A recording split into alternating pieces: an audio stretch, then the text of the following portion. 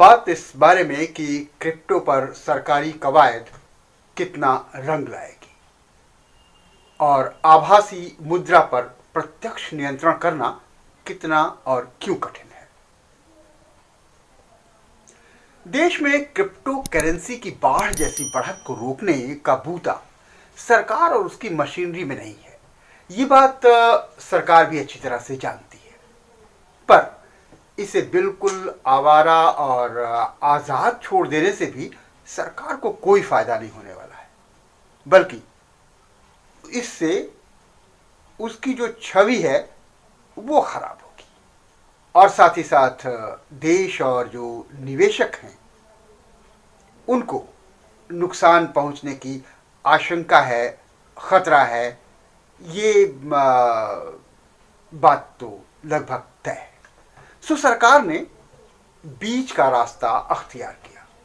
बीच का रास्ता मतलब न तो पूर्ण प्रतिबंध का और न ही आवारा और आजाद छोड़ने का।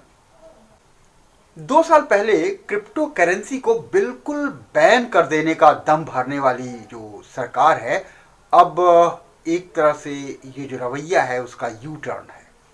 बहुत चीज़ों में सरकार यू टर्न लेती रहती है, इसलिए कोई ख़ास बात इसमें नहीं है, लेकिन फिलहाल अब यू टर्न लेते हुए खास तरह की क्रिप्टो करेंसी को उसने कहा है कि वो उसे मुद्रा नहीं मानेगी, करेंसी नहीं मानेगी, बल्कि एसेट के रूप में मान्यता देगी, यानी उसे संपत्ति बताएगी। और केवल उन्हें जिन क्रिप्टो करेंसी को सरकार मान्यता देगी, बाकी क्रिप्टो करेंसीज को सरकार गैर कानूनी बताकर उनके चलाने वालों पर दबाव बनाएगी कि वो कुछ ऐसा करें कि सरकार उनकी क्रिप्टो करेंसी को मान्यता दे दे।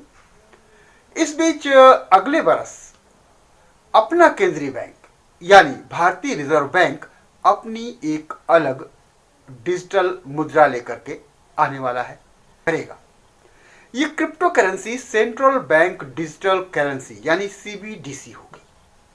ये बात अब जग जाहिर हो चुकी है, तो उसे लाख आलस के बावजूद ऐसा करना ही होगा और हमें लगता है कि ये काम वो मार्च तक कर देगी।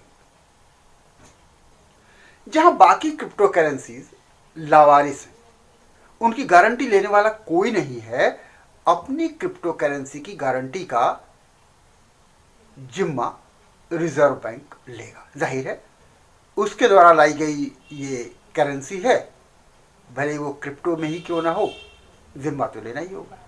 ऐसे में लोग कागजी नोट से ज्यादा इस डिजिटल मुद्रा का व्यवहार करने लगेंगे।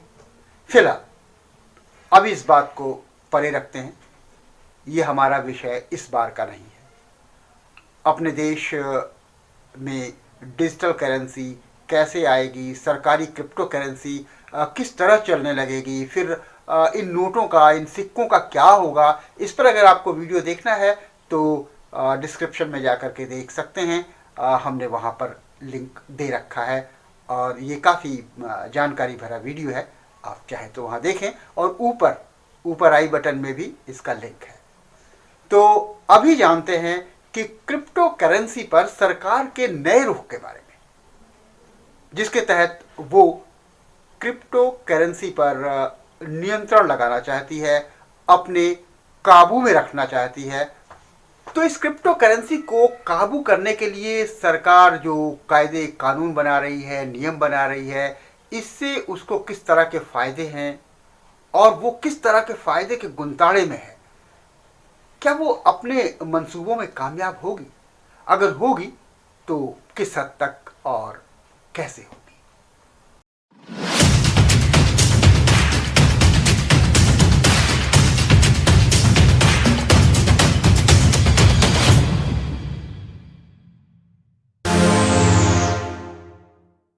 नमस्कार, मैं संजय कुमार। स्वागत है द एडिटर के 17वें एपिसोड में। आज बात करेंगे हम क्रिप्टो करेंसी पर नियंत्रण लगाने की सरकारी मंसूबे के बारे में। ठीक है कि चीन की तरह हम क्रिप्टो करेंसी को ब्लैंकेट बैन नहीं कर सकते, उसे पूरी तरह से प्रतिबंधित नहीं कर सकते, एकदम से रोक नहीं सकते, रोक नहीं लगा सकते, पर सरकार नए नियमों के तहत ये सुनिश्चित करेगी कि ये जो क्रिप्टो करेंसी है जो बाहर से आ रही है और जिसका कोई गारंटी लेने वाला नहीं है, उसमें निवेशक जो निवेश कर रहे हैं वो उस क्रिप्टो करेंसी से सुरक्षित दूरी बनाए। अगर वे लालचवश ऐसा नहीं कर पाते हैं, दूरी नहीं बना पाते हैं, तो इसके जोखिमों के मद्देनजर वो खुद ऐसे कायदे कानून लाएगी जिसके अंतर्गत आभासी मुद्रा या क्रिप्टो करेंसी सरकारी नियमों के नियंत्रण में होगी, कंट्रोल में होगी। अब सरकार ये जो नियंत्रण के नियम बनाने जा रही है वो यूं ही नहीं है, इससे उसको कुछ अर्थ लाभ भी होगा और निवेशक नुकसान से भी बचेगा। ये दोनों तरह के लाभ सोच करके सरकार इस तरह के नियम लाने जा रही है। सरकार के नए रुख के बाद आज सबसे बड़ा सवाल यह है कि क्रिप्टो करेंसी पर महज कानूनी कवायदों और बयानों से तो नियंत्रण नहीं पाया जा सकता है। ये बात लगभग सभी विशेषज्ञ या कह सकते हैं कि जो वित्त विशेषज्ञ हैं वो इस बात को मानते हैं, दबे स्वर में ही भले माने, लेकिन इस चीज़ को मानते हैं कि केवल कानूनी जो कवायद हैं और बयान हैं सरकारी तौर पर नेताओं के, उनसे इस पर नियंत्रण लगाना तो मुश्किल है। इसके लिए जिस स्तर की तकनीक दक्षता चाहिए, उसमें सक्षमता चाहिए, जो इंफ्रास्ट्रक्चर या अवसंरचना का विकास होना चाहिए जो बहुत बड़े लेवल पर चाहिए, क्या वो हमारे पास है? इसका आकलन है क्या?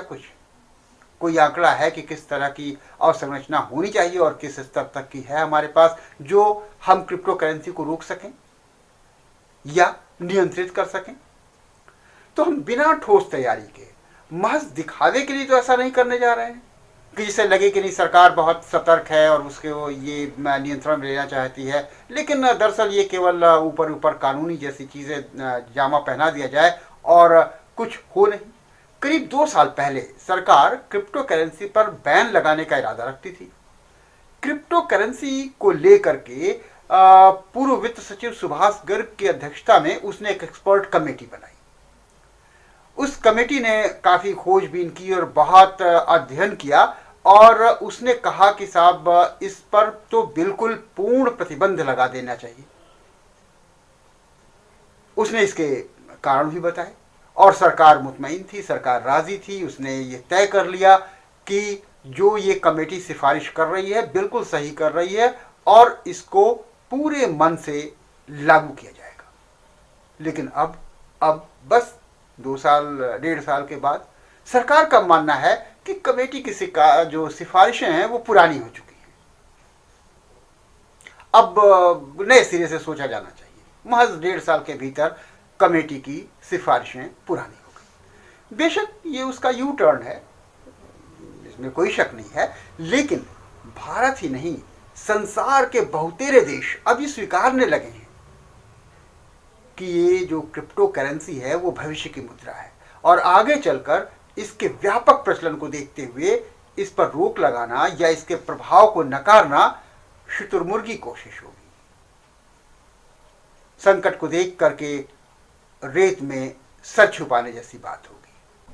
तो इन सब चीज़ों को देखते हुए भारत सरकार की नीति ठीक लगती है कि जब हम रोक नहीं सकते किसी को और हम आज़ाद और आवारा भी नहीं छोड़ सकते, तो हमें बीच का रास्ता अख्तियार करना चाहिए। जब हम चीन थाईलैंड की तरह पूर्ण प्रतिबंध लगा नहीं सकते और न अल सल्वाडोर की तरह इसे खुला छोड़ सकते हैं या अपनी ही मुद्रा के तौर पर इसे रिकॉग्नाइज कर सकते हैं, मान्यता दे सकते हैं, तो जाहिर है फिर वही बात कि बीच का रास्ता बचता है।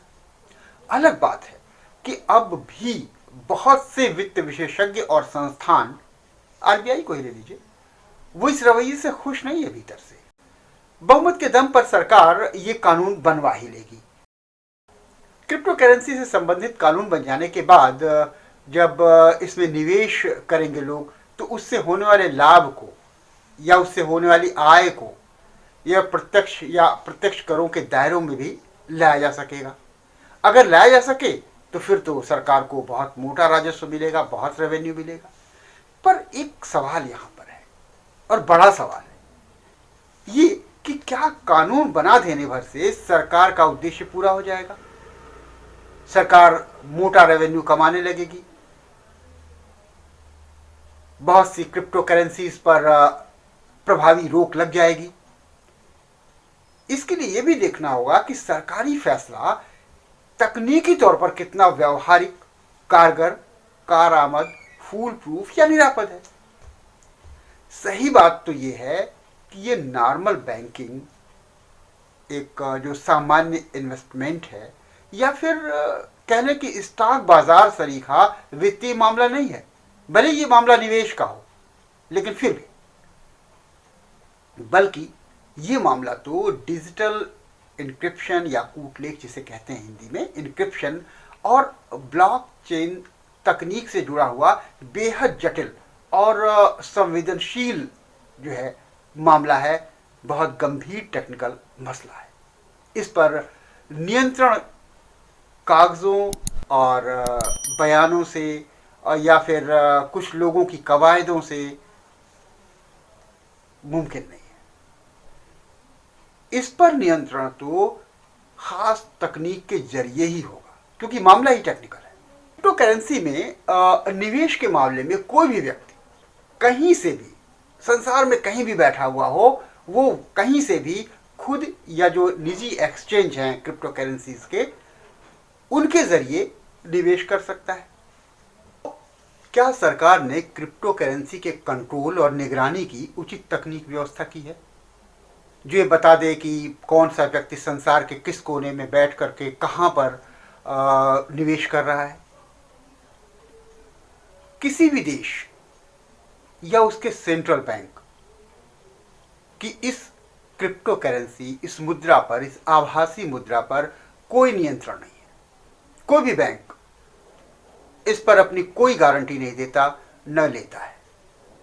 वो कोई भी जिम्मेदारी कह सकते हैं लेने को तैयार नहीं है।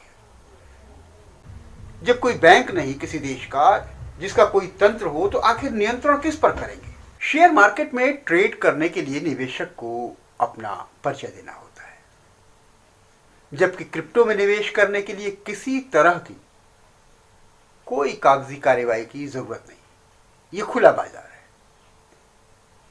अब इस पर जब निगरानी रखना मुश्किल है, इस खुले बाजार पर, तो इसे कानूनी दायरे में लाना और भी मुश्किल है, क्योंकि इस ब्लॉकचेन आधारित विश्वव्यापी डिजिटल करेंसी को ट्रैक करना बेहद कठिन है। ट्रैकिंग के नियम बना देने से क्या हो जाएगा जब हमारे पास ट्रैक करने को कोई तकनीक ही नहीं होगी? रिजर्व बैंक के पास क्रिप्टो मुद्राओं को ट्रैक करने के लिए अभी फिलहाल पर्याप्त और उचित तकनीकी अवसंरचना उपलब्ध नहीं है। ये बात जाहिर सी है। इनक्रिप्शन तकनीक के मामले में हम अमेरिका या जापान सरीखे उन्नत नहीं हैं। ये बात भी मानने वाली है और साबित है। गड़बड़ी पर, यानी इसके जो निवेश करने में कुछ गड़बड़ी हो जाए, उस पर रोक और उसके पुख्ता प्रमाण ढूंढना तब तक संभव नहीं जब तक कि प्रॉपर ट्रैकिंग ना हो, और ट्रैकिंग हो नहीं पाएगी। इसलिए इसे कानून के दायरे में लाना बहुत कठिन होगा, क्योंकि जब तक ट्रैकिंग नहीं होगी तब तक कोई सबूत नहीं होगा। और इसीलिए जो आतंकवाद को फाइनेंस करने की बात है, या अवैध लेन देन की बात है, या फिर बाहर से धन को अवैध तरीके से भेजे जाने की बात है, उसको रोका जाना या उसकी निगरानी करना, जो इसकी मंशा है बिल की, वो कैसे पूरी होगी?